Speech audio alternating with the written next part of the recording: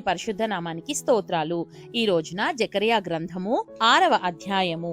ఈ అధ్యాయంలో 15 వచనాలున్నాయి. మొదటి వచనం, నేను మరలా తేరి చూడగా 2 పర్వతముల మధ్య నుండి 4 రథములు బయలుదేరుచుండెను.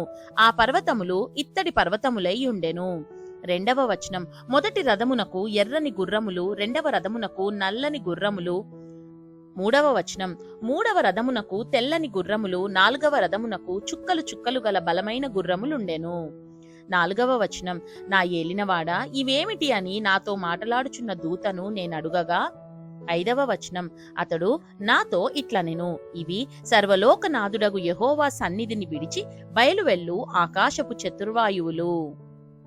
ఆరవ వచనం, నల్లని గుర్రములున్న రథము ఉత్తర దేశములోనికి పోవునది, తెల్లని గుర్రములున్న రథము వాటి వెంబడి పోవును, చుక్కలు చుక్కలు గల గుర్రములు గల రథము దక్షిణ దేశములోనికి పోవును.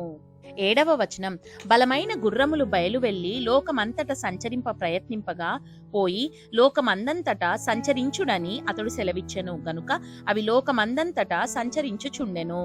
ఎనిమిదవ వచనం, అప్పుడతడు నన్ను పిలిచి ఉత్తర దేశములోకి పోవు వాటిని చూడుము, అవి ఉత్తర దేశమందు నా ఆత్మను నెమ్మది పరుచునని నాతో అనెను. తొమ్మిదవ వచనం, మరియు యెహోవా నాకు ప్రత్యక్షమై సెలవిచ్చినదేమనగా. 10వ వచనం, చెరపట్టబడిన వారిలో బబులోను నుండి వచ్చిన హెల్దయి, టోబియా, యెదాయా అనువారు జెఫన్యా కుమారుడగు యోషియా ఇంట దిగియున్నారు. వారు చేరిన దినముననే నీవు ఆ ఇంటికి పోయి. 11వ వచనం, వారినడిగి వెండి బంగారములను తీసుకొని కిరీటము చేసి ప్రధాన యాజకుడును యెహోజాదాకు కుమారుడునైన యెహోషువ తల మీద ఉంచి. 12వ వచనం, అతనితో ఇట్లనుము, సైన్యములకు అధిపతియగు యెహోవా సెలవిచ్చినదేమనగా, చిగురు అను ఒకడు కలడు, అతడు తన స్థలములో నుండి చిగుర్చును, అతడు యెహోవా ఆలయము కట్టును. 13వ వచనం, అతడే యెహోవా ఆలయము కట్టును, అతడు ఘనత వహించుకొని సింహాసనాసీనుడై ఏలును, సింహాసనాసీనుడై అతడు ఒకడు యాజకత్వము చేయగా ఆ ఇద్దరికి సమాధానకరమైన యోచనలు కలుగును.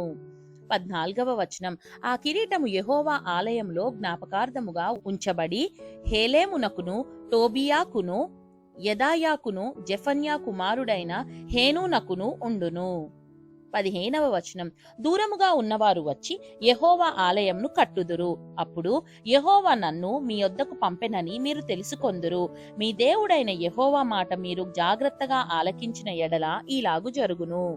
దేవుడు చదవబడిన పరిశుద్ధ వాక్యాన్ని మనందరి వినికిడిలో దీవించి మనల్ని ఆశీర్వదించునుగాక.